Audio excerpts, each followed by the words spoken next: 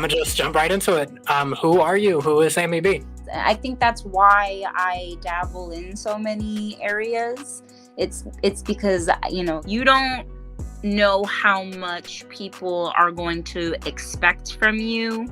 So it's been like a journey, kind of like figuring out, like, all right, I am like, there is something different about me. I know they trying to knock me down, I ain't going out. As the culture turns, you gotta figure it out. They see you getting it poppin', they gon' try and come around. I be down to go out lack and keep it live round. In the blink, get you hit, bitch, we gon' get you fired. Culture turn, caught up in the mix. Culture turn, better watch out for that blitz. Culture turn, can't deny that I'm lit. Culture turn, you can't deny that I'm lit.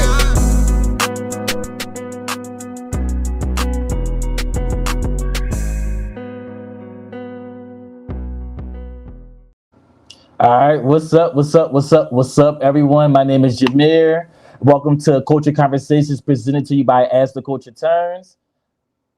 What's going on, y'all? It's Kendall, your boy Afro Mortis. How's everyone doing? There we go. I'm passing right over to you, Kendall. Okay, so we have a special guest with us today. A homegirl, SammyB. You might have heard of her. You probably heard of her if you know me. So I'm gonna just jump right into it. Who are you? Who is SammyB? Oh, Jesus. That's a loaded question, but Yeah, so you said the same thing. I love it. yeah, well, it's also not the same thing. But SammyB, I guess she is an artist and a musician and a poet because she wants to express herself. I don't know. Okay, so I guess to boil that question down to like more of its like raw essence, what is it that you think like makes you who you are? Why are you you and not someone else? Oh my God, what the heck? What kind of question is this?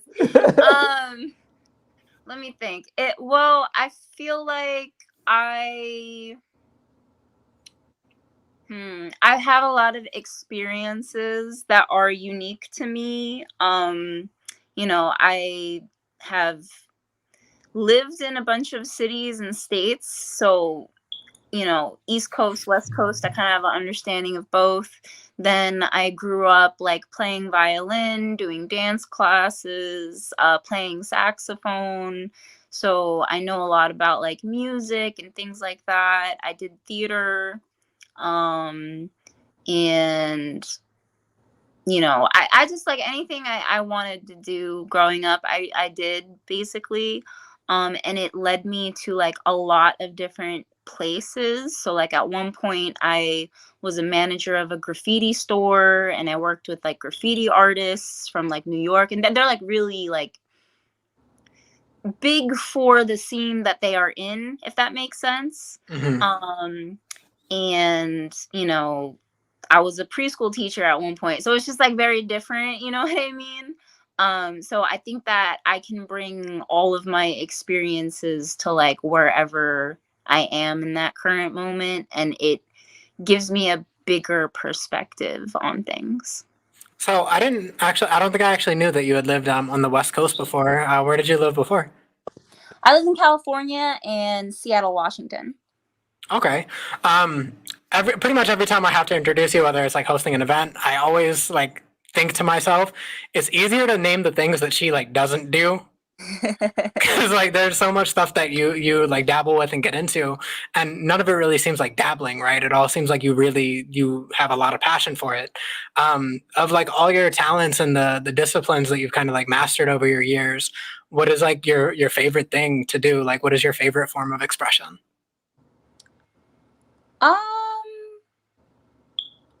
I think that kind of depends on what my goal is.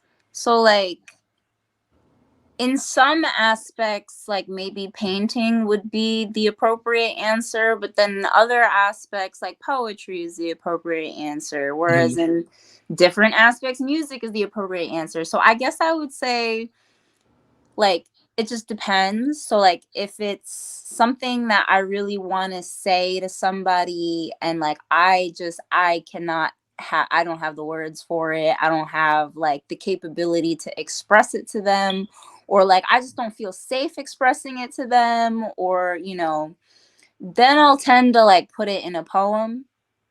And I usually write poetry with the intention of like it either expressing what I want to express or like repairing something I want to repair, if that makes sense. It does. Yeah.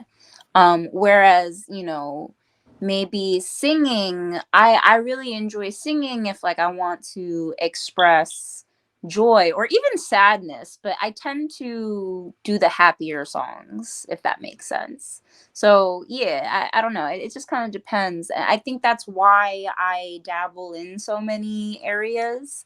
It's because there's not one thing where like I can be like, yes, this solves all my problems. It's like, well, sometimes poetry solves my problems, but then it's like sometimes I gotta go work out at the gym. You know what I mean? It just depends. That makes sense. Like you just enjoy like whatever you're feeling at the moment that allows you to express whatever you're feeling. I definitely noticed that there is a massive like chasm in the tonality between like your music and some of your songs versus like some of the poems you've written, where you talk about like your mental health, your experiences with like neurodivergence and stuff. Do you want to talk a little bit more about that? Like your neurodivergent traits, how that influences your art? Right. So when I was growing up, I was tested, like my IQ was tested, and I think they wrote in the notes that I'm easily distracted. So I'm pretty sure I have ADHD, but I was put in the gifted program. So I was, Oof. My yeah. condolences. Yeah. So like I feel like, if you're in the gifted program, my IQ is in like the top 99 percentile of everyone who takes IQ, which doesn't actually mean much, but like that's what makes me gifted.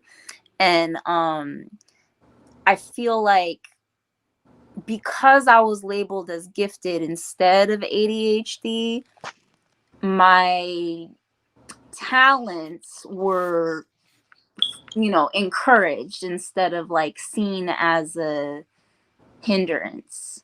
My mom was very much like, do you know the term indigo child? No, I don't think I've heard that before. So an indigo child, it has to do, it's like a new age spiritual thing, right? But she would look up and she'd be like, oh, this is you. And an indigo child is like a child who has spiritual like capabilities, and they're just an old soul and they don't fit into this world because blah, blah, blah, blah, blah. But like, if you look at it, it really is just like probably like neurodivergent children, honestly. It sounds like when black people say like that baby done been here before. Like that's what Right. that sounds like Yeah. to me. Yeah. It's exactly that. So my mom treated it more as like I was special instead of like, oh, I have this problem that it needs to be solved. So I think in that regard, I was lucky. However, because I was labeled as gifted and smart and talented and blah, blah, blah, blah, blah, my deficiencies were overlooked. And Heard. yeah, so when I grew old, like, and I was able to like mask it pretty well growing up because I was smart, but it just becomes more and more obvious the older I got, like how much I was underdeveloped in certain areas.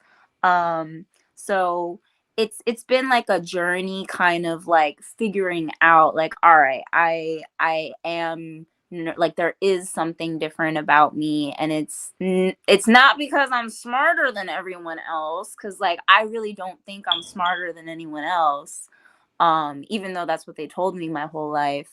But I do know I'm different, you know what I mean? So Yeah. growing up feeling that way was interesting for sure. Yeah, what I got a lot was like you're so like mature for your age, or like you feel like you're over like a little bit ahead of like your peers. And then like growing into adulthood, I've never felt like more like a child. Do you think you can like relate to that kind of thing where it's like Yeah. they told me I'm No. light years ahead, but damn, what's going on? No, definitely. Because, like, okay, for instance, when I was in California, I was doing geometry in like 3rd grade as like an extra homework assignment. And then when I moved to New Jersey, they didn't have the same gifted and talented education program. Mhm. So I was just put in like regular schmegular classes, and like I was doing geometry in 8th grade, and it's like I did this in 4th grade. And then I did geometry again freshman year. I was like, I did this in 4th grade. So yeah, that was I think it made me realize like how far ahead I was, but I didn't realize how far ahead I was either, because at my school they had like the level 1 AP classes all the way to level 4. So like I feel like at the white schools, level 1 AP classes are like very competitive, as opposed to like You mean like wealthy white Like schools under, versus like impoverished like schools? yeah, Yeah. right. Yeah. I was impoverished, trying to find the yeah. words for it. I was like, Exactly. But No, yeah. definitely wasn't gonna let you fall on that. And you actually were smarter than a lot of people, because I was still learning PEMDAS. Please excuse my dear Aunt Sally in 4th grade. So trust me, the benefits of going to a school that is, like Kendall explained, as opposed to an inner city school, definitely have some benefits. But I want to jump in this real quick. I want to ask you a question because as you stated, you are a artist in many different ways, whether it's painting, doing poetry, or doing music. So when is your favorite time of the day to create, and what motivates you to create? Ooh, okay. I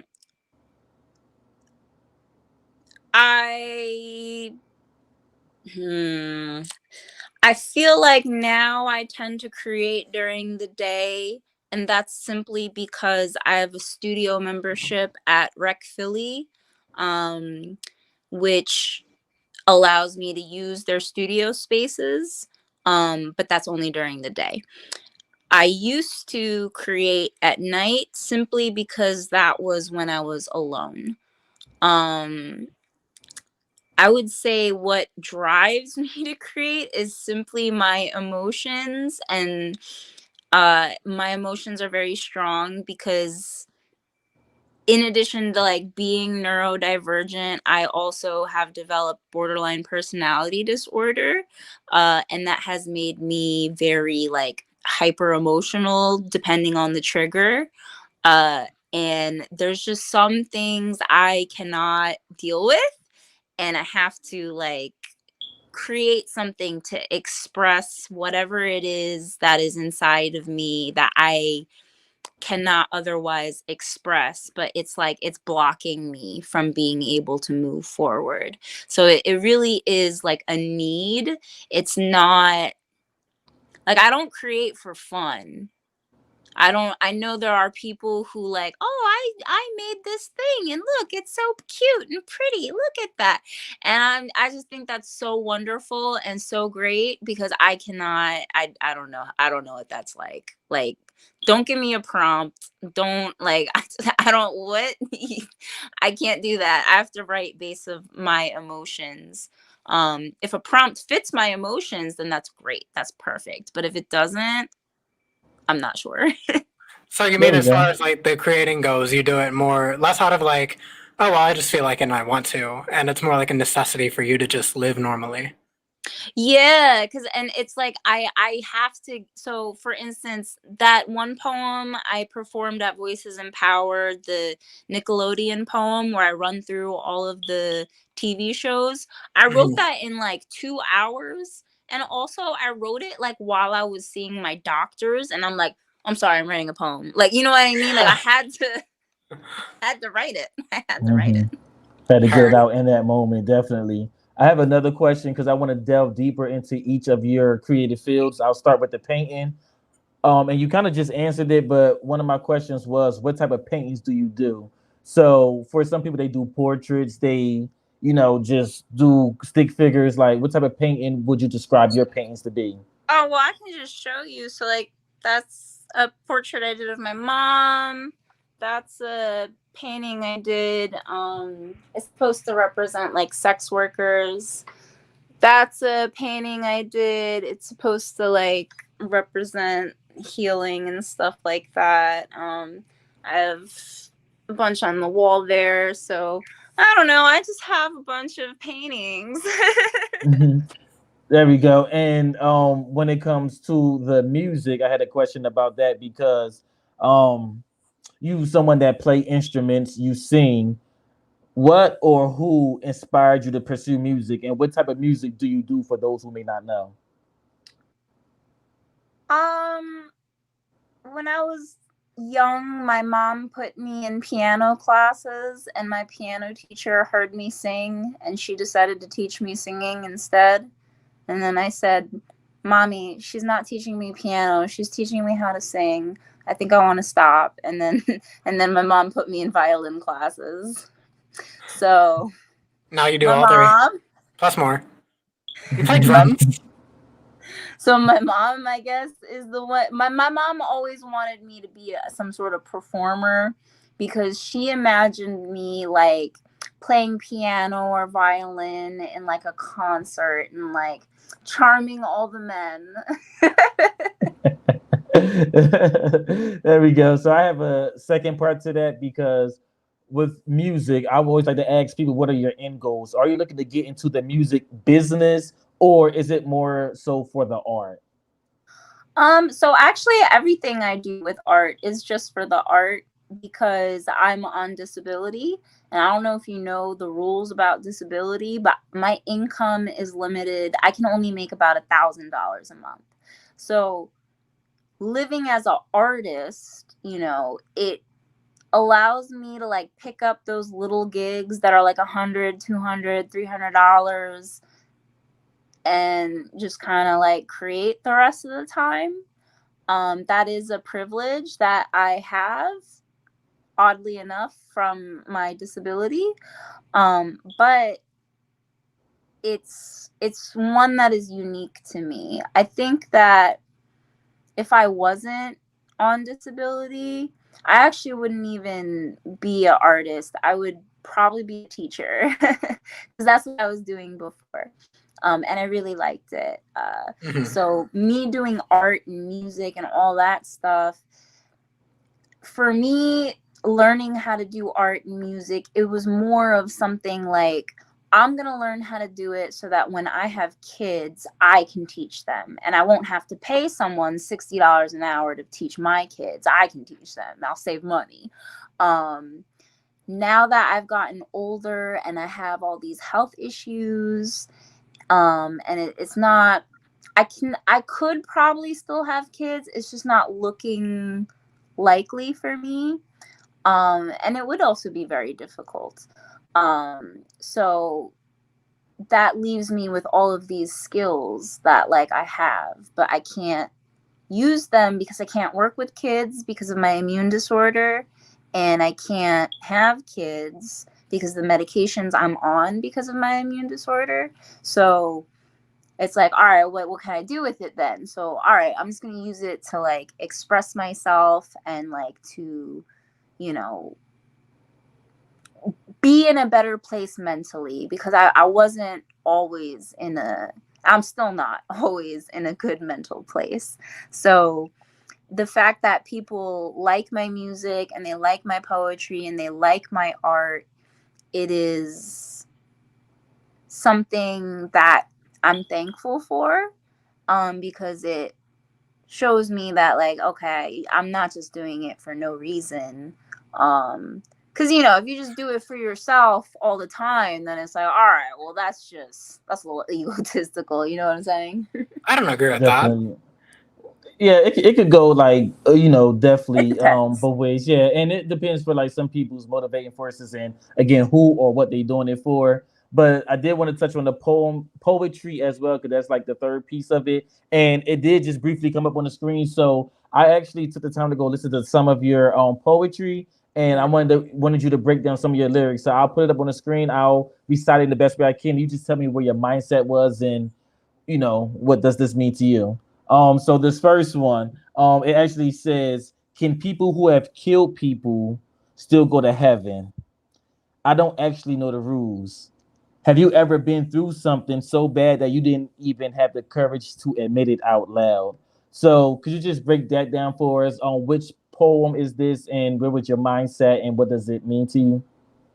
That's from my poem Me Too, where it talks about my friend who was in the military, and he was telling me about how he had killed people during his what is it called? His time, his deployment or whatever. Mhm. And my reaction to it. And I had said, like, you didn't do it to hurt someone, you did it to protect, like, your country. And you didn't really know all the different ways in which the policies are manipulated by the government. You don't really know all the intricacies of these international issues. You're just told, like, go shoot the bad guy, because it's going to save your country. You know what I'm saying? And if you knew what you knew now, you wouldn't have done it. But it begs the question of, like, well, can you still get into heaven if you've killed someone? And the truth is, I don't know. There's a lot of religions who would say, nope, you can't get into heaven. And there's a lot of people who would say, like, no, you can still get into heaven as long as you're sorry. And it's like, what, there's just it depends on which group you're talking to. But I felt that in that moment, it's like, if you've been through something like so bad and you don't even have the words to express what you've been through, and you are acting out of character, that is worse than someone who was manipulated into doing a bad thing, if that makes sense. So that poem, it goes on to talk about, like, I have hurt people on purpose who didn't deserve it, and, like, essentially killed them metaphorically. So it's really more of, like, a question of, like, can I get into heaven, if that makes sense. So yeah, that poem is a lot about, like, being kind to others. Like, if you want to be forgiven, you have to give forgiveness, you know what I'm saying? And it's also like, what's worse than killing someone, is kind of like what that poem questions, at least to me. And there are worse things than killing someone, because if you want to take the concept of killing someone, like, abortion could be considered killing someone, like, cheating on someone could be considered killing them. Do you know what I'm trying to say? Like, Yeah. Yeah, sometimes you don't have to take a life in order to, like, have killed somebody. Sometimes it's just a matter of making them either wish they weren't alive, or putting them into a position where it's like, I'm no longer who I was yesterday, and there's no chance for me to return to that. Definitely. Like, that's generally how I feel about that. And Right. this kind of doubles back into why I said I disagreed earlier when you said that if you do create, like, exclusively for yourself, it comes off as, like, egotistical. I feel like a lot of, like, what I've seen you write has opened a door for people to be like, the title of the poem is "Holy shit, me too." Like, I've experienced that, I've been through that, I feel these things. Do you think that kind of that mentality would allow you to, like, accept that your writing is important, not just for expressing yourself, but potentially changing the lives of other people and, like, reaching out and touching them? I'm not sure. I will say, I do know my poetry does touch people. It just tends to touch people who don't express it. So I know there's a lot of people who will go to a poetry show and they'll get upset that they don't get reactions or whatever. I can't hear the reactions because I'm slightly deaf anyway. So unless you're like really loud, I'm not going to hear you anyway. So I just assume I'm doing a great job or like not, whatever. But it's more of the fact that like I know there are people who watch me that don't say anything. Some of them are hating, but some of them they're loving me, but they You just don't definitely want to stir say it. pots. What?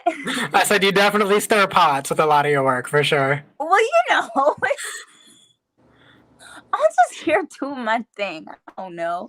But yeah, so like I just know that there are people who won't say it because enough people who definitely don't talk about how much they like other people's poetry, they'll message me, and it's like for every one person that contacts you, there were probably 20 people who felt the same way. They just didn't say anything. So that's kind of like how I think of it, is like I don't know. I'm never gonna know. I'm never gonna know for sure. But I think that's enough. right, yeah, but I know that like it is doing something. Because Yeah, it's like so I see go it ahead. in other people. So The way I like to think about it is like if you reach out and touch one person, who knows, that person could go on to change the 20 lives that you missed. right. Right. That's what I feel. So it's like, even with me doing poetry and paintings, I go to different venues because it's not that I want to promote poetry and paintings, it's that I want to promote the venues and I want to promote the artists. Like, it's poetry and paintings doesn't make any money, but like it still pays everyone else. So like that's really what I want, is like I don't want to affect people because it like my work is so whatever. But I want to give other people like I'm happiest when other people tell me I'm going to start writing poetry because your poetry inspired me. That's what I want.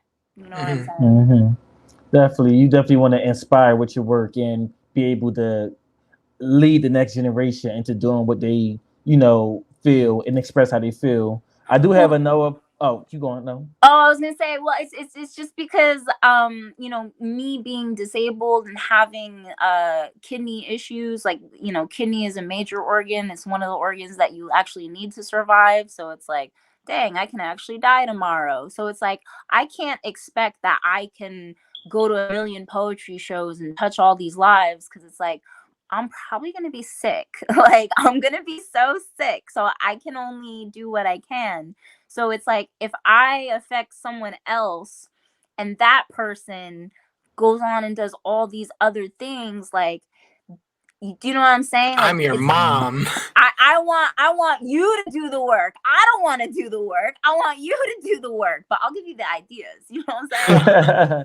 Oh, these bitches is my sons. Let me stop. Let me stop. I do want to break down another poem that stood out to me. This one right here says that she lays her head on me to rest, holding me in the manner she will hold a man. I want her to grab me, to hop on top of me, and grind herself against my threads. Just take us to the mindset. What inspired that, or who inspired that? Oh, I don't know about the who.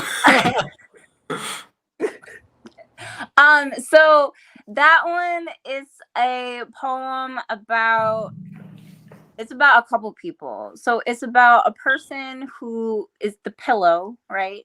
So the pillow is a person who I am taking out my feelings on, but I'm actually crying about, the other guy. So that poem, she lays her heads on me to rest in the manner she would hold a man. So like a pillow, you lay your head on to rest at night. I hold my pillow like a man. I don't know about anybody else, but I do. So that, that there's that. And then how like uh one of the ways one of the ways to masturbate is to like hump your pillow, right?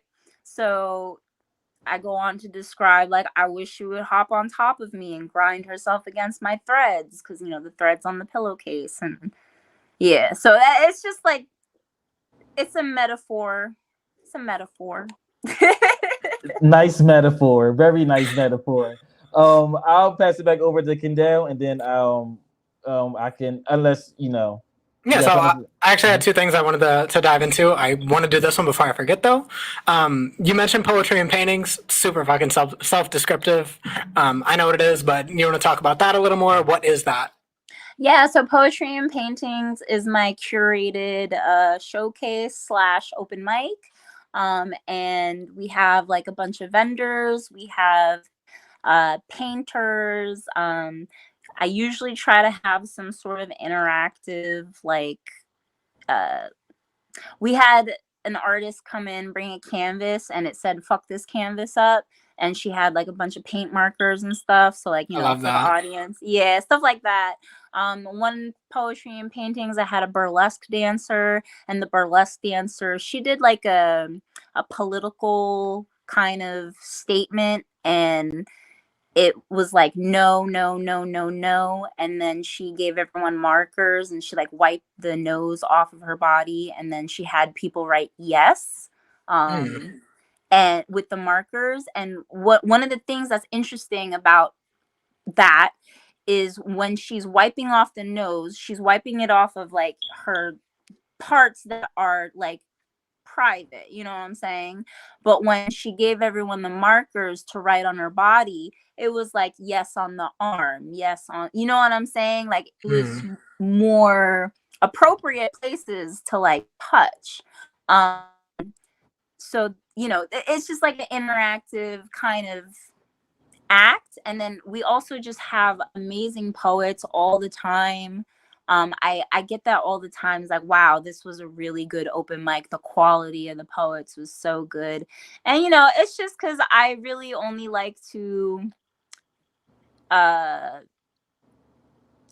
invite, because everyone's invited, you know what I mean? But when I'm seeking people out to perform, I tend to ask people who like really like wow me. Like one feature I had was David Gaines. He's a poet laureate from New Jersey, and like I cried when I heard his poem. So I like asked him, like, I was like, please do my show. You know what I mean? So I enjoy doing it. However, it is really hard because I travel, and it is dependent on, you know, who can give me a free venue, who can, you know what I'm saying? I do it to promote other people. So it's really been something that I only do if I have sponsors, if I have a grant, or if someone pays for it. So that's kind of been my challenge, is trying to get a team together.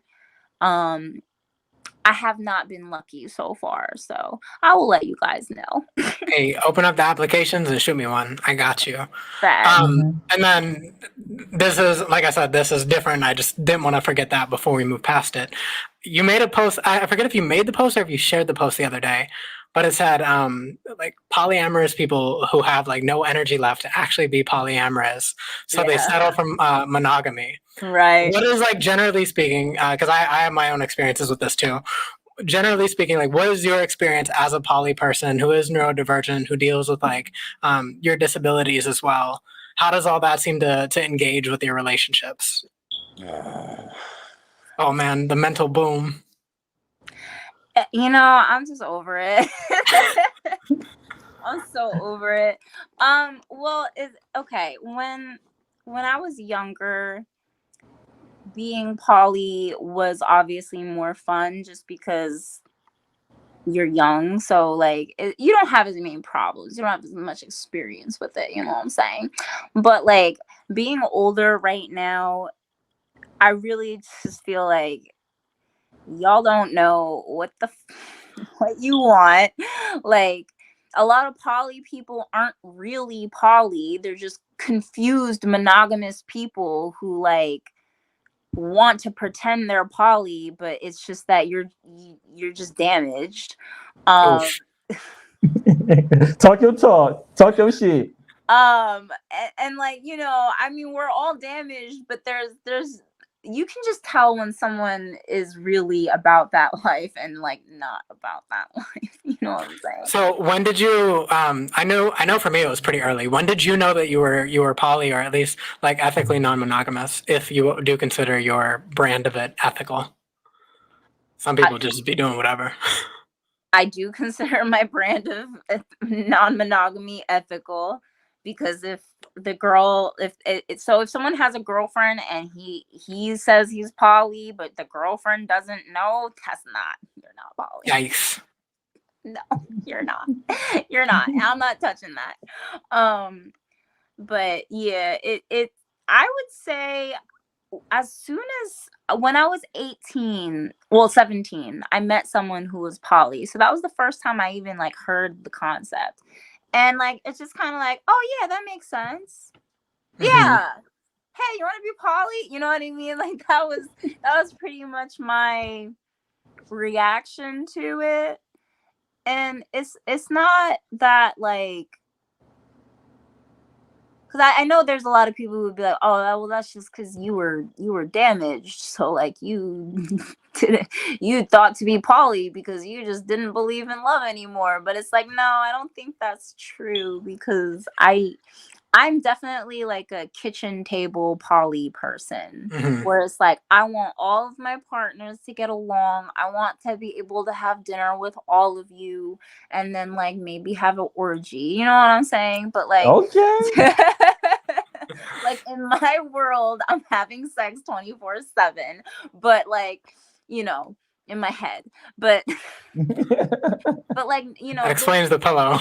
Right, but it's just like not everybody. Some people just really aren't that way, and they can't imagine other people being that way. And being poly means you have to be open to a lot of people, so that leaves a lot of room for headaches, because it's like, well, I'm cool with you, but I'm not cool with your girlfriend, so like what are we gonna do about that? And you know what I'm saying? Mm-hmm. So that's why like the other day I was like, you know what, I just don't need I'm ready just to be monogamous, just for the simplicity of it, and it's not even because I don't love everybody I love. It's just that like you're all messy. Yeah. Polyamory is like it's. I want to say it's coming up like a lot more now, and people are starting to really have the conversations about it. But like generally speaking, if you tell somebody you're poly and the like wires don't connect in their brain, like the level of like judgment that you can receive is like wild. So how do you respond to people who like, do you bother responding to people who challenge you directly on that? Like I know something I hear commonly is if you really love your partner, then you can't love somebody else. But I don't at all believe that as a poly person. So how do you usually like handle that kind of stuff? Well, first of all, I'll say nobody ever says anything to me directly. Oh, they rarely do. What? They'll rarely like actually challenge you directly. They'll make like a snide remark, if anything. Right. No, I don't even get the snide remarks, because like I don't hear you. I don't even. But I will say when I see a post, you know what I mean, like talking about that, then I'll jump in. And I'll be like, well, that's just my opinion. You know, so I really don't, I will just state what I think, you know what I'm saying? And it's also that I will make sure to be like, no, I understand why you feel the way you feel. Because like, I do understand it. I do understand why you would think that like, you know, well, you don't love me if you blah, blah, blah, blah, blah, because it's like, okay, you're mad at them because they didn't consider you. You're not mad at them for having sex with someone else. You're mad at, you know what I'm saying? Like if you break it down, the reasons why you're upset or why you're angry, it makes sense, but you're blaming the wrong thing, if that makes sense. Yeah, that's for me. I always tell people that I like are genuinely curious about it. It's not a matter of like I can't love another person because it's not how people work. But when you do love like multiple people and you are like genuinely polyamorous, your limitations for like how many people you can care about like aren't really there. Like there isn't really that limit. So I wanted to segue because we did talk about like your piece with the little raunchy line. We mentioned sex work a little bit. I know you have a history as a pro dom, and I need you to elaborate on that a little bit. What was that like? What is a pro dom for those who might not know? What was your experience with it? I was a pro switch, but a professional dominatrix is someone who offers services for money, and what those services are will depend on the individual dom. So I actually got a lot of spanking and tickling clients. So for those who and adult baby clients, and like foot fetish people. Jeez. Wow. Yeah. So for those who don't know, there are tickling fetishes. So there's guys who get off on tickling you, which is why you shouldn't let random men tickle you, because there's probably someone getting hard off of it. And you and there What is about random women? What? I said, what about random women? I feel like I don't have enough input on the women, because women don't tend to seek out professional dominatrixes unless it's for like a couples section. So it's very rare that I will see a woman want to book a dominatrix, and that's simply because women can typically find a dom for free, because it is a lifestyle. So if you're a woman, you have a much higher chance of just being able to go out into the world and be like, I want a daddy dom, and hey, you know what I'm saying? So for someone who will be inquiring about what you were just explaining about the Dama, I forgot the exact name of it, but y'all were just in the paradigm. How do one find those type of services? He's asking for a friend. Oh, Not this way. So I used to be part of a house. So I used to work for a house. And the dominatrix, she used to go on Twitter and like advertise, and she was very big on Twitter, and she had a website, and she had like this big book of like all the phone numbers and like addresses of people who were banned because they were known for being crazy. And if you were on that list, you couldn't book an appointment. So like, I don't know, you got to know Goddess Destiny, I guess. But other than that, I know like there used to be eros.com, like the other doms, they would advertise on Eros. People still use FetLife. Is that still a thing? Oh yeah, FetLife, 100%. We would be on FetLife. Yeah, I had a FetLife account. You're just like, I lived there for a while. Yeah. And then there was Night Flirt. So like if you wanted to call to like find out how to book an appointment, which usually people who just want to talk to you, they're time wasters, which is why you would call us on Night Flirt, because it would charge you $2 a minute. So at least we'd get paid for the time talking to you, which is why it's really annoying when people try to like, oh, what would we do? It's like, all right. What would you do if I was there? Yeah, You're showering without me? it if you pay me. Like, that's sex work. Like that, and that's the thing. People don't realize, like, I know when you're trying to scam me, because like you're clearly not gonna book an appointment. You just want to talk about what we do. All right, Jay, I hope you wrote that all down. It did. I just learned a lot. I didn't know about any of those things at all, for sure. Definitely. I do want to ask you about, since we're on the topic of sex work, what do you think are some of the misconceptions that people can get about sex workers, whether it's different things such as people who are strippers, people who do dominatrix things, or people who may have like a OnlyFans? What are some of the misconceptions you think people have about people who work in sex industries? That we like it and we like you. Oh. That's a huge misconception. Sir, we are doing this for money. That is our main motivation. it is definitely not for our pleasure. And if we happen to get pleasure out of it, that's, you know, that's brilliant for us working the system. But like, you are paying because we are providing a service. And if you don't want to pay, then be a man who can get the service for free. Like, that's crazy. You know what I'm saying? Mm-hmm. So Said, that buy me dinner first. Please send her the money so she can buy her own dinner. Fact. I can get someone else to buy me dinner. But anyway, yeah, it's like, you know, I think that people hear that you were a sex worker and then they're like, oh, so what do you want to do with me? And it's like, I don't want to do anything with you, dummy. If anything, I want you to, like, you know, give me a foot massage and like make me dinner. That's crazy.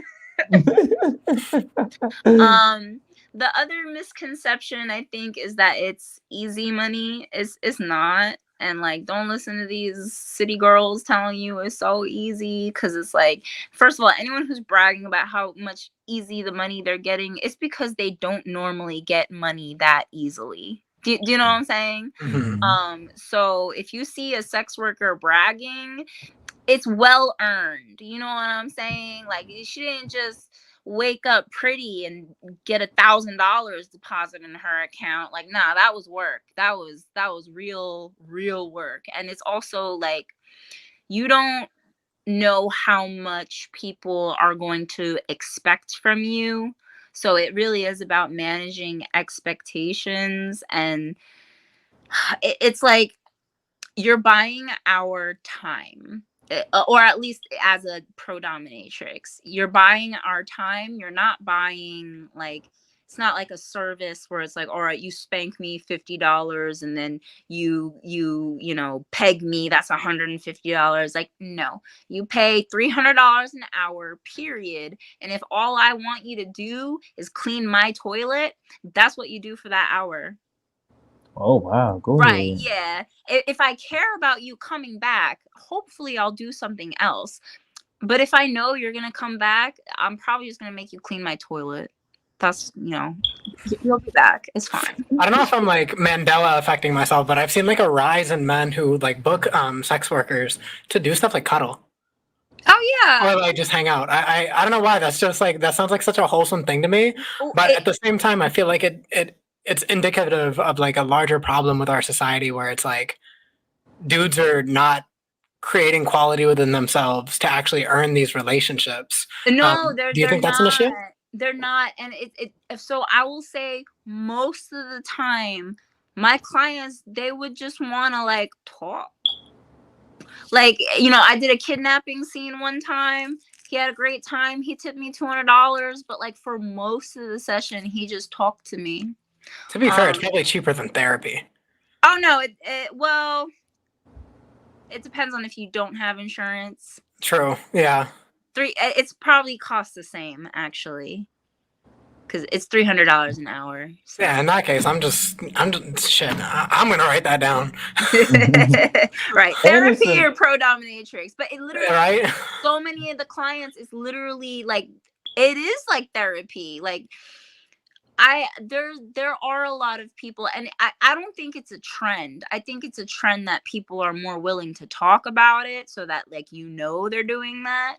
But like, I would say that was most of the sex work. It's working out psychological issues sexually. Mhm. Listen, ain't nothing wrong with that at all. And I definitely wanted to expound on that, just, you know, a little bit when it comes to the sex work in general. For someone who may be considering it, but they feel as though that, you know, again, they may get disowned by their family, or that they may get judged. And I would think that people who are doing it really don't give a fuck what people think. But hypothetically speaking, if they did do, what is some advice you would give a young girl or a young man coming up who is considering doing sex work? Because I feel like sex work really got to get looked at as something that's a little bit more accepted in today's society. And you know, when I say that, like a medical job or different things like that. So what would be your advice to people who are coming up and considering sex work? Well, it's hard because like the problem is that the younger you are, the more likely you're going to be able to make money, right? But that leaves a lot of room for like predatory behavior. So I would really only recommend it to someone who is over 25. That's just my personal opinion. And it is simply because when you start sex work so early, if you don't have any other skills other than the ones you apply to sex work, and you don't know how to transfer those skills into any other job potentially, you can get stuck really quick. And when you're young, it doesn't seem like a big deal, but as you get older, unless you were truly an excellent dominatrix or pro submissive and you just were amazing and you just have a million clients who are super loyal to you, the fact of the matter is most of the clients in the professional dominatrix realm, they circle throughout all of the pro doms. So, you know, if you lose a client, sometimes that can be a big deal. But it's also not worth your sanity to keep a client. And unfortunately, it does cost you your sanity to deal with some clients. So you have to have very strong boundaries. You have to have very clear, like, this is what I'm okay with, this is what I'm not okay with. And that's why I say unless you're over 25, I don't recommend it, because when you're younger than even 30 years old, you're not really sure what your boundaries are. And so that's just my personal opinion, is that if it were to be a legal thing, it should be something that is at least 21, and even that is young. And I think it should be 25. But yeah, I would say that if you really decide you want to do it and it's your career, you know, because some people do decide it's going to be their career early, then you have to protect yourself. So how are you going to advertise yourself online? How are you going to, you know, get clients? How are you going to do it safely? How are you going to background check them? You have to think about all of these things, like who else is going to be in on it, because it's dangerous to do it alone. So it's like, it's better to be part of a house where there's a lot of girls in the house, so that if anything happens with the client, there's somebody next door ready to beat their ass. You know what I'm saying? I was fortunate to be put in a situation where I was already set up for success, in the sense of, like, I had a house, I had other girls, other women who I could talk to about my problems. I had a community. I had a safe place that I could go to. It wasn't like I was going in and out of hotels. So that's a privilege, you know what I'm saying? Most sex workers are sex workers because of a necessity. Mhm. And when you start doing sex work because you need to, then your ability to navigate it gets limited, because you're motivated more by making money quickly than you are by building a career. And it's also like, if you're going to build a career, if you can sell sex work, you could probably sell a product. So that's just my advice, is like, are you sure you want to do this? You know what I'm saying? If the OnlyFans doesn't work and drop out to door-to-door sales, it'll work, we promise. Right. Definitely go. So I do also want to touch on this, probably a weird transition, but because earlier in the conversation we did talk about you being a teacher as well. You said that that's something that you love to do and that's something you would be doing. So I did see in your Instagram bio that you have something called the Miss Samantha classes. Yeah. First, I want to ask you, what age group do you prefer to teach, and what does Miss Samantha classes offer? I like the toddler age. So like if they're preschool age, that's moi. I love them. They are so cute and they're so like I don't this kind of sounds bad, but like they're very easily influenced at that age. And it's not that I want to influence them in like a bad way, but I enjoy that like if I treat a child with respect and I say please and I say thank you to them every day, they will also say please and thank you to They're me. teachable, yeah. Yeah, the Right, development right. stage. Whereas like an older kid may be more resistant. So that's kind of why I like teaching the toddlers. It's just easy for me because I'm also as a teacher easygoing until you do something that is dangerous and then I'm strict. And I feel that for that age that is the correct combination of like I can be fun, I can be silly, but no. No, no, no. Don't do that. Nope, put that down. Okay, thank you. You know what I'm saying? Okay. And that's um definitely. yeah, but Miss Samantha's classes, that is so some of my classes are swim classes because I was a swim teacher. Some of my classes are art What have classes. you not done? I don't understand. You've done like every side quest. um but yeah, and then I teach violin and piano as well, and then I do like a puppet show class. It's like a story time puppet show class, and then I just do a bunch of classes. Yeah. So that's Miss Samantha's classes. It's just all the different teachings I have, and I'm trying to incorporate that into poetry and paintings because it is it's all interconnected, everything I do. Even the sex work is interconnected in some way. But yeah, it's definitely something that I want to continue doing. I just think that doing in-person classes right now is probably not the best idea because kids get sick very easily and that messes with my immune system. So I'm gonna try to figure it out. But yeah, that's Miss Samantha's classes. That's good. And it's also like fall and everything. So I definitely do get that. And I do have another question because we did touch on your disabilities earlier. And I'm about to actually go into a job which will require me to learn ASL. For those who don't know, that's American Sign Language. So what are some benefits for people to learn American Sign Language, and why do you think American Sign Language is not something that like I think we should have learned this in grade school? Why do you think this is something that we did not learn in grade school, and what are some benefits to learning American Sign Language? So American Sign Language is not popular, and I'm gonna say is not popular because deaf culture is kind of slowly dying because there's a lot of parents who are not deaf, but their child is deaf. And so when you have parents who are not deaf and a child who is deaf, that creates a lot of disconnect in terms of communication and being able to talk or communicate, I guess I should say.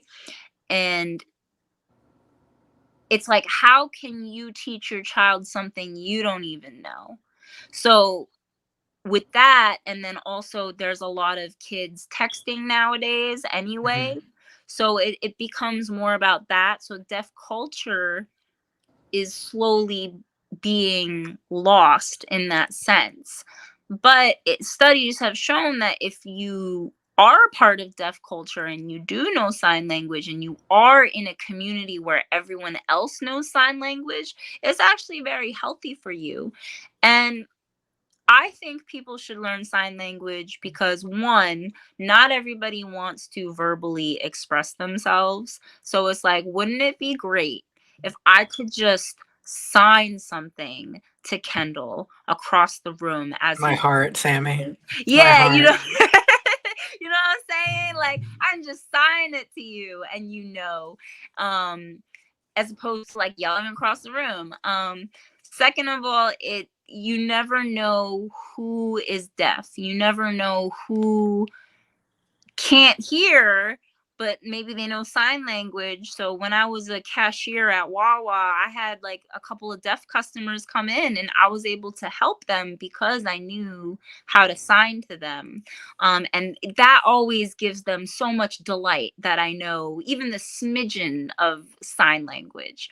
And it is a very beautiful thing to connect with people. So it's just like, you know, the culture of deaf culture is very unique and special. Then it's like the language itself is very expressive and beautiful. And then it's like the ability to connect with someone you otherwise wouldn't have connected with is also a very special thing. And that's why I think that like at poetry events and like different events like that, if it can be afforded, you should try to have an ASL interpreter, because they do have like real life interpreters who will interpret your poem as you're, you know, performing it. And that will just give accessibility to someone who may not have had the opportunity to have that like event or that, you know, poem that you posted online be accessible to them. So, you know, that's something I always try to advocate for, which is funny because I don't even have an ASL interpreter at my events, but it's something that has been in the back of my mind for a long time. And it's something that I always tell other open mics and other people, like, hey, you know, if you get an ASL interpreter, now you are eligible for grants and you can get money because you have an interpreter. So like, you know, why not have an interpreter? That's just something I do try to advocate for. And it is because I grew up with my friend who was deaf, and that kind of got me into the deaf community. And then, you know, growing up, I started losing my hearing too. And it was also that, you know, ASL, you had to learn a language for college, and ASL was just something that like I felt like I could do better than Italian, because I took Italian for 4 years and I still can't speak it. And it's also, you know, preschool teachers do baby sign language, and it's shown to help improve their cognitive skills and their abilities as well as their fine motor skills. So there's just like really a lot of reasons to learn sign language. Whether or not it's going to happen for the rest of the world, I'm not sure.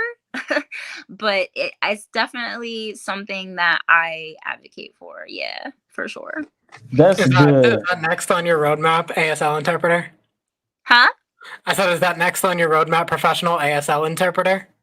No, I am not good enough at ASL to be able to be an interpreter. I can't even sign a full poem, so that's, you know, that's just how I feel. But if I can, I would really like to buy, well, not buy, but like rent. I don't, what's the word for it? But like rent a ASL interpreter or something Like for hire. an event and have them there. I think that would be super dope. But that's one I would have to save up for, because I would want to film that one too. Film it. Definitely. And I think that's good too, because I'm learning recently, and like for me, I'm learning it because it's coming with a job, you know. And even though this is something that if time was to permit it and I was able to like afford, you know, like that's something I definitely would have learned. But I do think sometimes it motivates people, whether you have like a family member that's deaf, a friend like you just stated, or in my case, I'm getting a job that's kind of telling me that I must be willing to learn American Sign Language. And while we're on the topic of interpreters, I have learned recently that if you do have someone that's interpreting, you still make full eye contact with the deaf person. I'm not going to be sitting here looking at the interpreter. I'm still going to make full eye contact with you. So the little things that I've been learning right now, maybe just realize like I was unconsciously ignorant to that culture for the longest, because it's not something that I feel like America or maybe the world in general was making a priority. So I definitely commend you for that work. Definitely. Yeah, and like, so ableism is really, really common. It's actually crazy common, and it's like, uh, not that you are ableist, but that is an ableist thing, to not look at the person who's deaf and like look at the interpreter instead.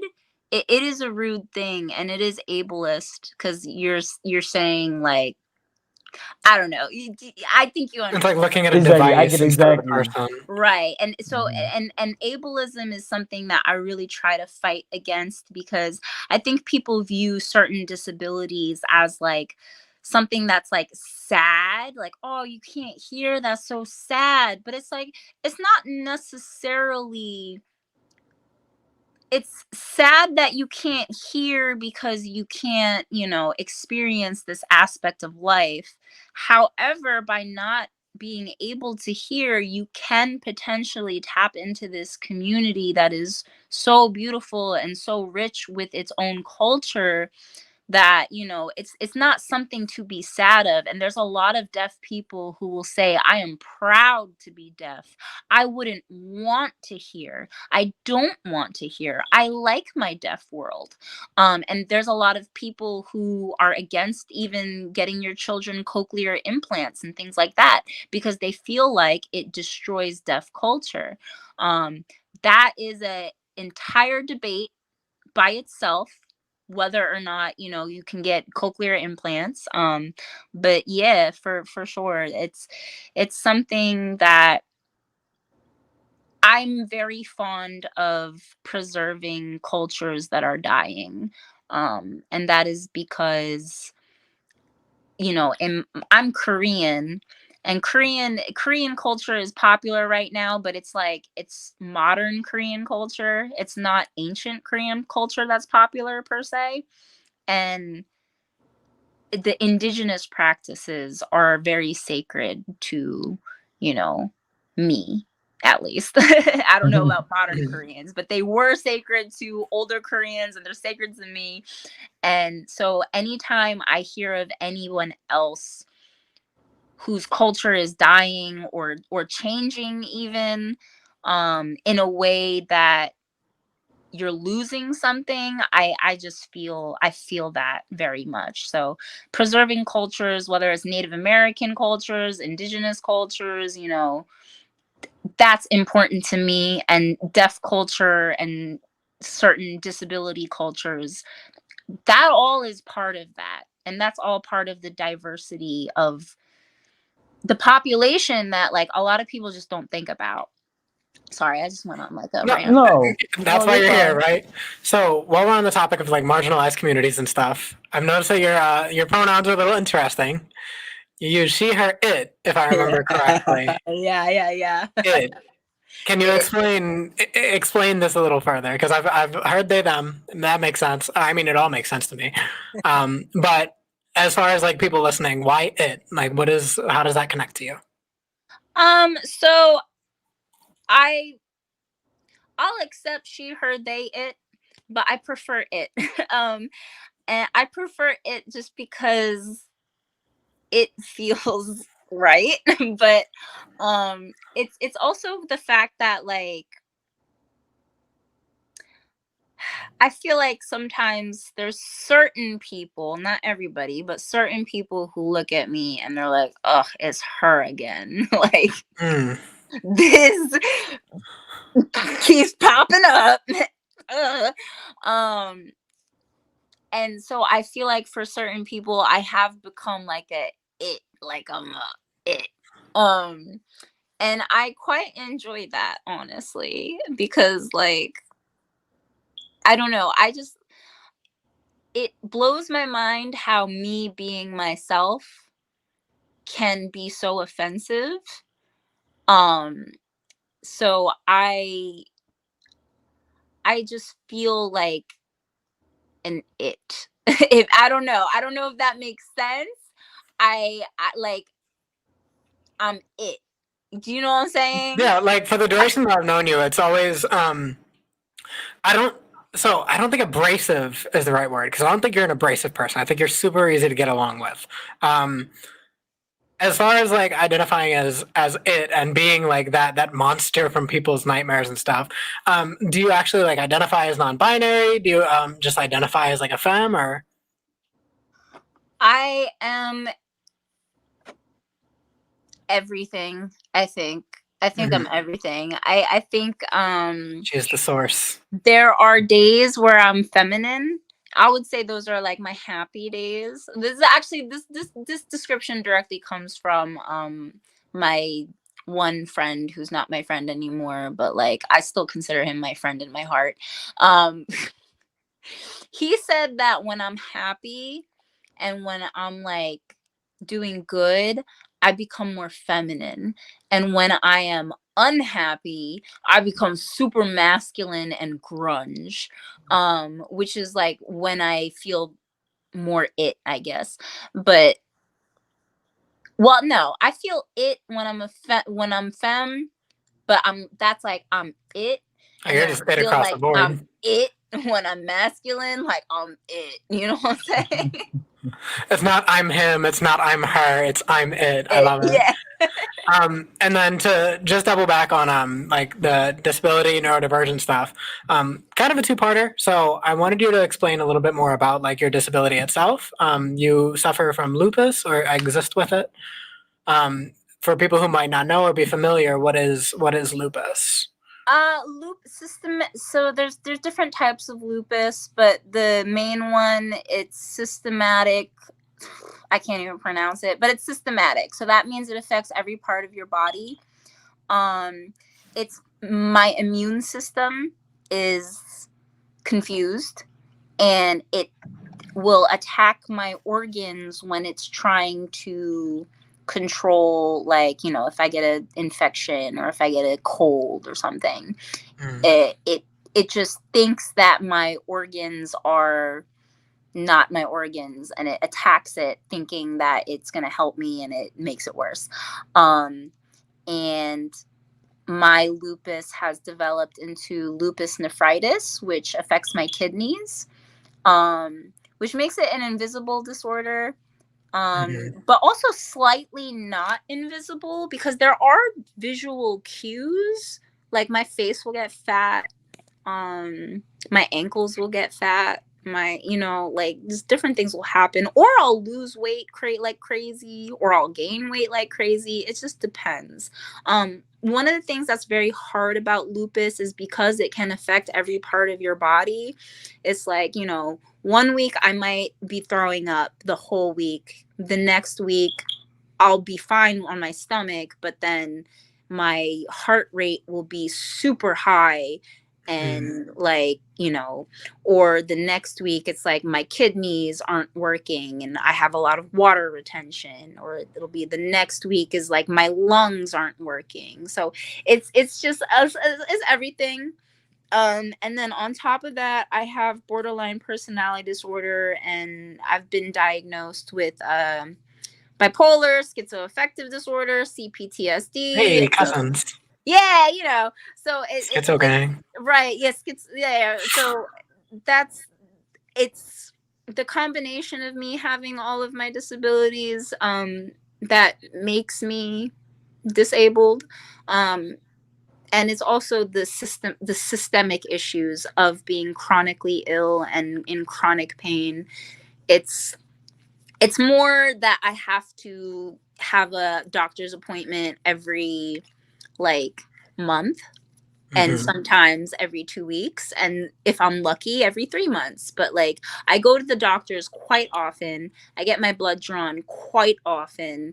I am a pro at like getting stuck with needles, and you know, it does come with some unfortunate side effects of like, well, people will think I am getting high and like sticking needles in my arm, when it's like, no, I'm not getting high, I'm getting treatment. And it's also that like I get fatigued really easily, so it's like, are you okay? You seem like you're high. And it's like, whoa, I'm tired. Yeah, I've had a lot of people accuse me of like abusing drugs, which like is kind of true, because I do smoke a lot of weed, but it's you know what I'm saying? It's like I'm a pothead, but I'm not that kind of drug user. You know what I'm saying? I do still owe you on that too. And then I think the last question, as far as I have, for at least for like that kind of thing, with those things being said, between the neurodivergence and the disability, what do you think are some like really like critical things that the average person should know, not only about like what you suffer from, but everybody who falls into those two boxes? Like, how can we as a society be more supportive and helpful toward you guys? It's really hard because I think the problem is that you don't really know until you go through it yourself, right? So it's like you can imagine what it's like for me to have chronic pain for 3 years straight. That doesn't mean you understand what it's like to be in pain for 3 years straight, because it's like it's the chronic part of it. Do you think it's actually fair for to say that people could even imagine it? Because I know I can't. No, you I couldn't can't. begin That's to what I'm imagine that. saying. Oh, I That's mean, what I'm like saying. to differentiate between understanding it and just empathizing. Like I could never imagine experiencing that. Yeah, well, I think the problem is that like what you would find to be like disabling, like, oh, you're sick, like you have to call out of work today because like you're coughing and like your Mhm. lungs are filled up and like you can barely get out of bed. That's me every day. So like what am I supposed to do? Just die? I can't do that. So like I have to get up regardless of how I feel, which makes me have like a lot of pain tolerance, which is good sometimes, but it's bad because if there's something really wrong, then I might not know, because it's very hard for me to differentiate what is lupus and what is like, is this because of lupus, or is this because I have an infection? Is this because I have a cold? Do I have like a like some, I don't know, some issue that is extra? And so it is very difficult. It is very hard. And if I don't even have insurance, because there's been times where I didn't have insurance, it's extra hard. And I've had to try to like guess what is wrong with me and try to treat myself with like old prescriptions I still had and things like that. And that's not what you want to be doing. So definitely like keep up on your insurance if you haven't. But yeah. Felt. No, that's very interesting. And I can say I know for me, I don't suffer from lupus, but I was actually diagnosed with Lyme disease, which is like a rich white man disease. Predominantly white people do get that disease. So even with something like that, you mentioned fatigue. And I know for me, I definitely get a lot of fatigue. And you did mention a very necessary word, because mine is not necessarily chronic, but it is something that I was diagnosed with, and it caused like, swelling within my knees. I'll be in the supermarket shopping around, and I'm like, damn near ready to fall on the ground because I'm so fatigued, and then the swelling that's in my knees. So even though I could never like really imagine lupus, like even having something such as Lyme disease was something that was like an eye opener for me, Yeah. So it definitely makes me, cognizant of making sure, because when they were, talking about it, I was like, oh, ain't no way I have it. Ain't no way I have it. Then I was, diagnosed with it. Even the doctor was convinced I didn't have it. So. It feels like I have it. Yeah. So thank you for being very vulnerable about the different things that you go through on a daily basis, because you said something that's very important. You have to get up even when you don't feel good. And some people use that Right. as an excuse. And it's some, because you have to get up when you can, because there's going to be a day where you can't get up. Even if you want to get up, you cannot get up. So it's like, if you can get up and hopefully you're not too depressed to get up, then like you need to try to, because if you stop moving, that makes it worse, believe it or not. So it's like, I have to go to the gym. I have to, or like at least exercise at home or something. Because if I don't, I notice my muscles deteriorate much faster. You know what I mean? So it's like I need to do it. And it's also the fact of like doctors aren't really knowledgeable at all. Um, they really don't know a lot about even the disease that like you're looking for answers. That's crazy because your doctors are looking for answers too. Lupus is one of those diseases that we don't really actually know a lot about.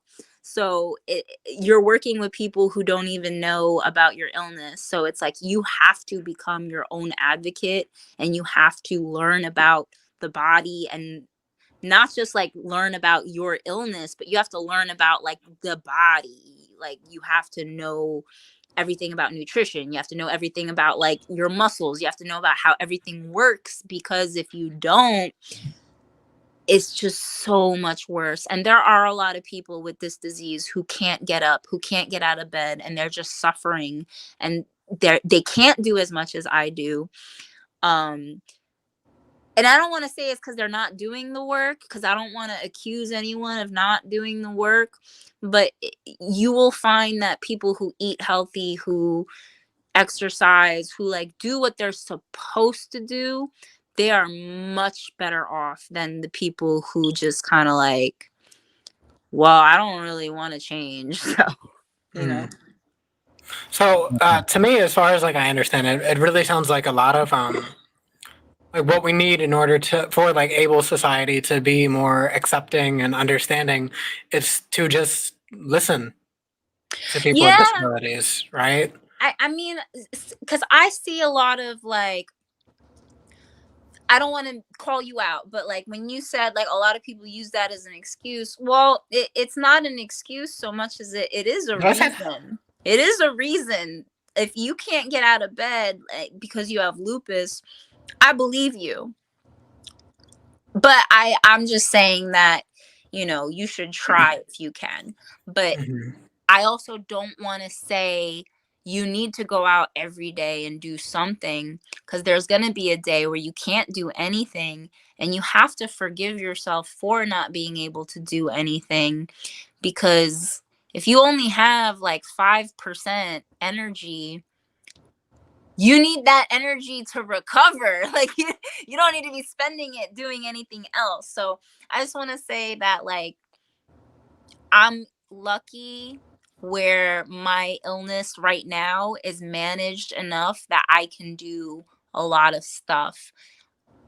But I do know there are limits to what I can do, and I've balanced it very well.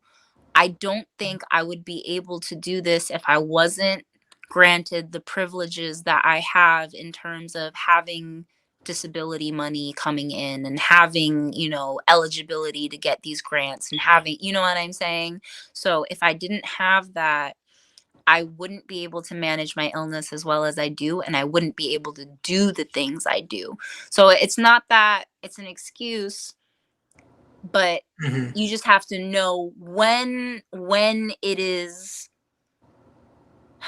when it's like you're just depressed and when it is like you really can't, if that makes sense. Yeah, it sounds a lot less like get off your behind, you lazy bum, and a lot more like if you want to live like a better life, you have to fight like hell for it. It Yes, yes, sucks, but like you yes. need to do that. And then I think to wrap up pretty much all the like major questions that I have, as you just like mentioned, it makes a lot of it harder. Dealing with depression on top of all that has to be harder too. I know you're someone like me and that you've dealt with like suicidality in the past. Since you've dealt with that in the past, how far have you come from that? How much have you been able to really like find your reason and keep pushing through? Because it seems like you have so many reasons to stick around. But to even still have it in the back of your mind, I know what that's like. So what's your experience like with that today versus like yesterday? Um, I don't want to make you cry or nothing. I'm sorry, but no, I'm not gonna cry. It's that's kind of like a hard, because it's like I still struggle with suicidality. You know what I'm saying? Like, Mhm. it's not like I'm sure not depressed anymore. Like, no, I'm Yeah. depressed right now. I want to kill myself right now. What are you talking about? But it's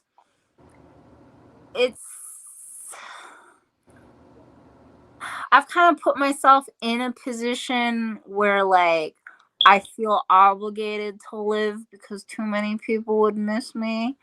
And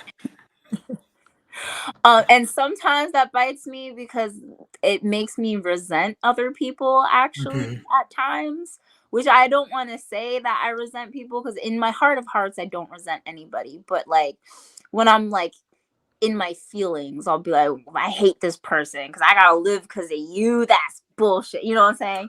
So it is very hard. And sometimes I get paranoid. Like if someone promises me something, I won't necessarily believe it until they give me Girl.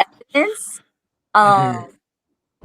But like I'll still hope for it, but like that doesn't actually mean I believe you. So like if you don't do it, that's fine. I was just hoping you would. Um so yeah, it is a little bit difficult for me. I think that I'm still trying to find my purpose. And like what I want to do and like what I feel called to do. I, I don't know if that made sense to you, but like, yeah, I still am trying to find my reason for being here. But I will say that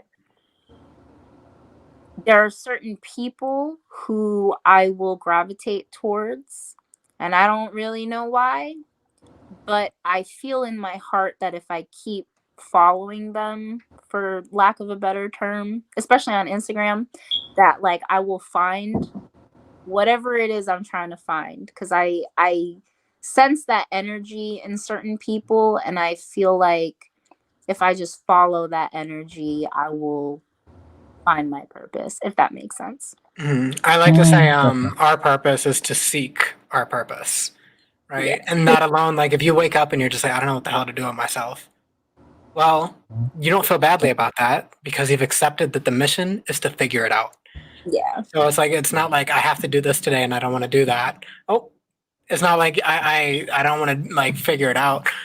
It's that's your only option is to keep going because if you don't know what your purpose is, that is your purpose. Figure it out and then move from there. Right.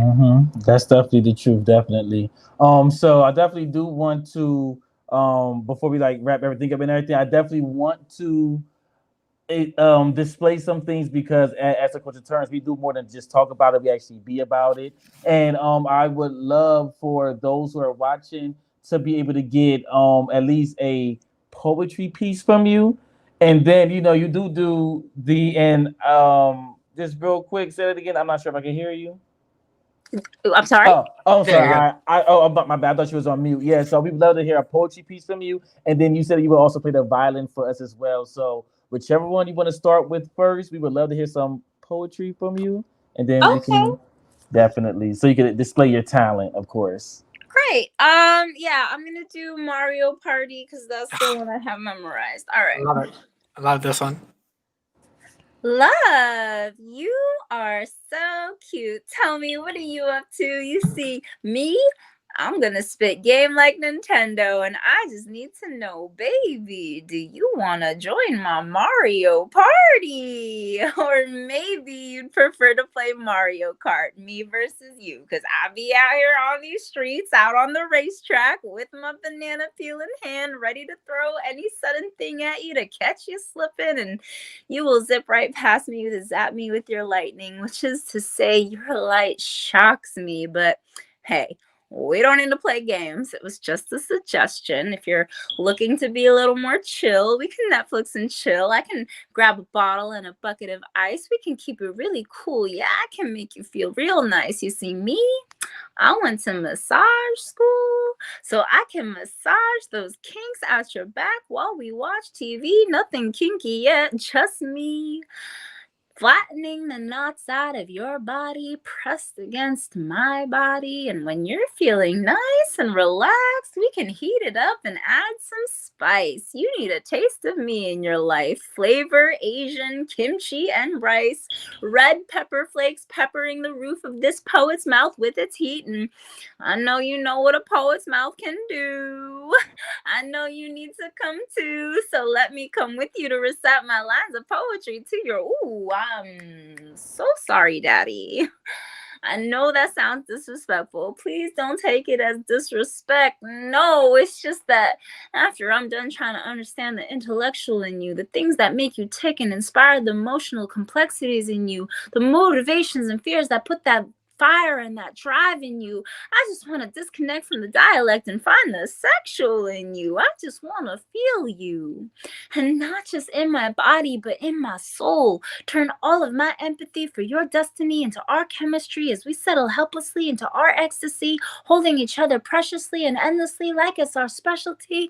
Baby, I'm saying this selfishly. Just tell me what intensity you want. I can go fast or I can go slow. And if you would like to be serious, I can be serious. If you're curious, let me sate it. We can go out on an actual date and get to know each other.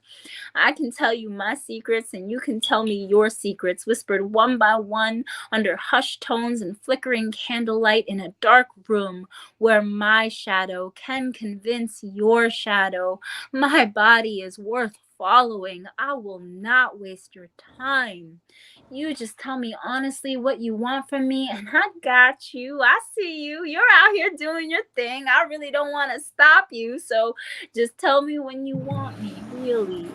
You see, I believe love is patient and kind, and love is foolishly the only thing on my mind when I look at you. It is the first thing I want to commit to, followed only by you. I'm not in love yet, but trust me, I can get there. So if you would like to get there with me, I promise no greater happiness, joy, or bliss can exist. So if you'd like to play a game with me, my love, just give me a call. And if you don't, well, I'll be around. I'll try again tomorrow. I'm not going anywhere. I will be right here, ready with the games, the kimchi and rice, and my shadow. You have my number. Give me a call. Okay, call me. I'll leave you be for real now. Just don't forget about me on these streets now. On the racetrack with my banana peel in hand, ready to go, ready to throw, ready to show you that I'm ready to know you. Ugly and out, inside and beautiful. All of your sins forgiven. In the heavenly pleasure that can only ever measure into a treasure we could ever call love.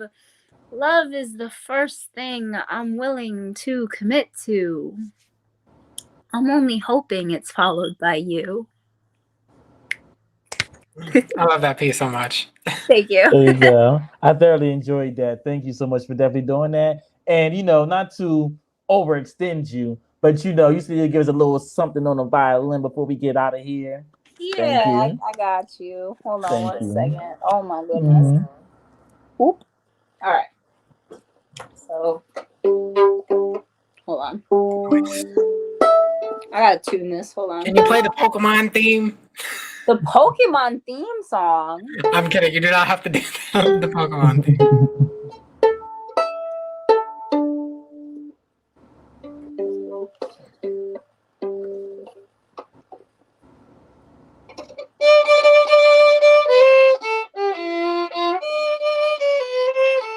Yeah, I don't know. I don't know the Pokemon theme song. I tried to do it. I'm so sorry. No, I just recognized it. I'm like, what is she doing? Yeah. I just tried, but I actually don't know that one, so I would have to practice. But I'm gonna do.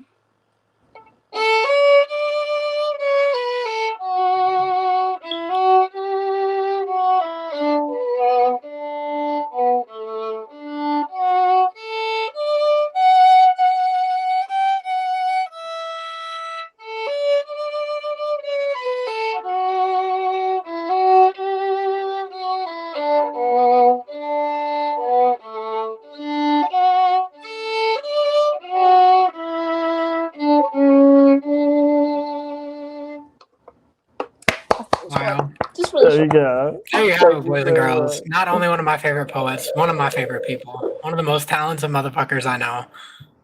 Definitely, Thank you. you're definitely a multi-talented person, and thank you for displaying your talent. Thank you for telling us much about your story. You were very vulnerable, very honest, and that's something that we strive to do here over on As the Culture Turns, Culture Conversations. So thank you so much for that. For a lot of people who would want to follow you, or anything you got coming up, could you just let them know where they can follow you at on social media and what upcoming events you may have? Yeah, so if you want to follow me, you can follow me on my website, ITSBYMMAS. It's SammyB backwards.com. You can also follow me on Instagram, ITSBYMMAS. That's also my Cash App and my Venmo, ITSBYMMAS. If you want to email me, at gmail.com, ITSBYMMAS. You want to follow me on TikTok, ITSBYMMAS. You want to follow me on Spotify, ITSBYMMAS, and YouTube, and et cetera, et cetera, et cetera. You did the best promotion I've Hold ever on, had. before because I'm not going to let you get away with this. Talk about October 7th. Oh, and October 7th, I am hosting Poetry and Paintings open mic at Soul Tree Fest, which is an all-day poetry / open mic event. So if you are not doing anything that day, definitely come down. There's going to be a bunch of main stage performances as well as open mics all day and a kids table. It's going to be family friendly. So yeah, definitely come through. All right, so no dominatrix there. I mean, so there may be dominatrixes there. I just don't know if they're going to be performing dominatrix pieces, if that makes sense. There we go. That definitely makes hella sense. That makes hella sense. I was just saying, but definitely, Kendall, let them know where they can find you at. Yep, it's your boy Kendall. You can follow me on Instagram at Afromortis. It's AFROMORTIS. Same thing over on twitch.tv/Afromortis, where I play games, hoping to extend into like politics debates, philosophy debates, religion debates, whatever people disagree with me on. Yeah, that's it. And right here at As the Culture Turns.